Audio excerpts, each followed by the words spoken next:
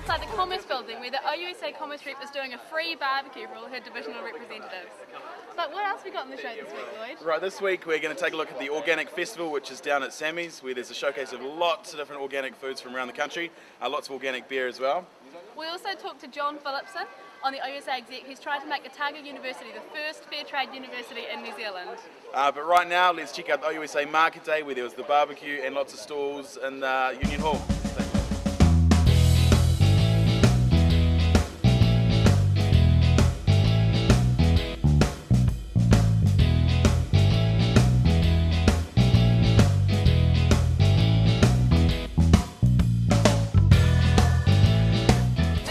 Today with the barbecue to promote OUSA and ourselves. We're on the OUSA exec, so just come out to introduce ourselves and give you guys some free food.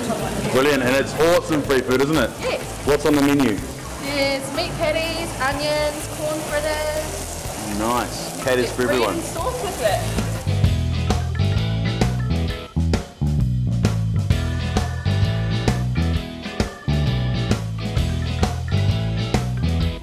Do you make all these hats by scratch? Yes, I do. I just create them myself.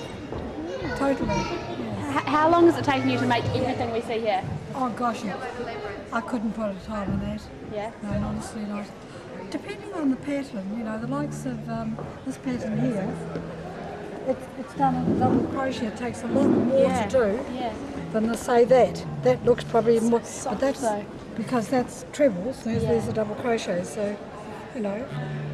So really, I really couldn't put a time on how long each, even with one hat would.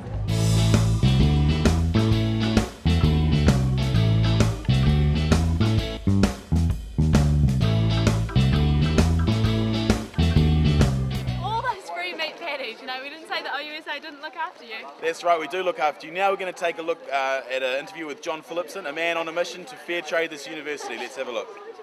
Okay, John, so you're getting involved with fair trade stuff this year. Can you tell me what you're doing at the moment? Well, there's all sorts of things going on at the moment. As you know, we're getting close to Fair Trade Fortnight, which is a pretty exciting thing for the Dunedin trade aid movement, and for us too at OUSA. At OUSA, we've kind of started this thing we've called the Fair Trade Committee, which is a sort of steering council, which is kind of running all sorts of different events which are geared towards getting towards 5 goals, which FTANs, which is the Fair Trade Association of Australia and New Zealand, they require 5 criteria to become a Fair Trade University. So OUSA and the Fair Trade Committee, as a subcommittee of OUSA, is pushing towards this to try and achieve 5 goals, really. Yeah. What's the timeline for making Otago the first Fair Trade University in New Zealand? Yeah, look, I mean, we're not expecting it to happen straight away.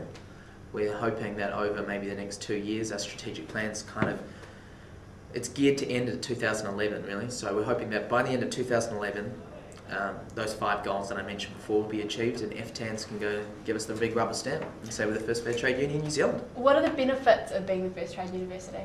I don't know, there's mixed benefits. For the university, I guess it's a marketing thing. From our perspective as OUSA and the Fair Trade Committee, I think that but pushing this issue can really make a massive difference for people around the world. What do you think the hardest thing is going to be to achieve this? To achieve it, I think the biggest barriers will be convincing people that it's not such a hard choice, and that includes people who may be on the right side of the spectrum, who run these businesses, who think that lower profits, you know, are the be-all and end-all. But in the end, fair trade products aren't always an expensive alternative, and you know, as an alternative, it almost always works out to be even. So I think the biggest hurdle will be getting fair trade products into all the union stores, and also getting fair trade products into all the meetings that the university runs. Okay, that was awesome. Those fair trade coffees from the Union Grill were probably some of the best coffees I've ever had. What's happening now? Alright, we're going to go talk to the lovely ladies from SEA Otago and go check out the awesome night we had at the Organic Fest at Sammy's.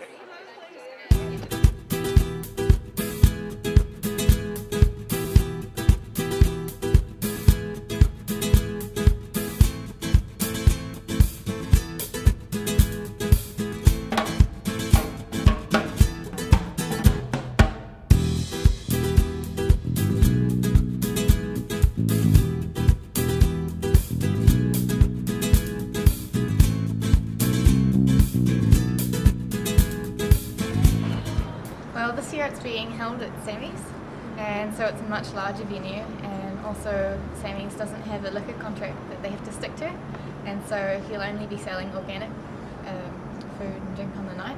Instead of the organic they're having to compete with like the Max Gold. Yeah. All that. Where was it held in previous years? It's been held everywhere, eh? We've done it at Refuel in the past. We've done it at ARC in the past, which is closed down. We've done it at Backstage in the past, which is closed down. So I think Sammy's will be a very good venue. Just, I mean, in the years past, it hasn't really been available because, you know, it's venues in Dunedin just come and go.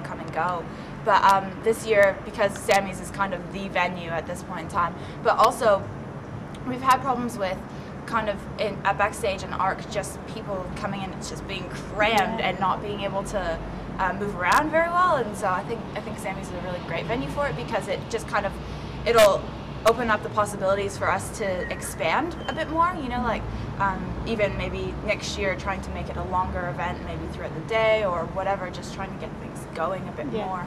Yeah. Cool. Where can people who cannot attend go and get more information?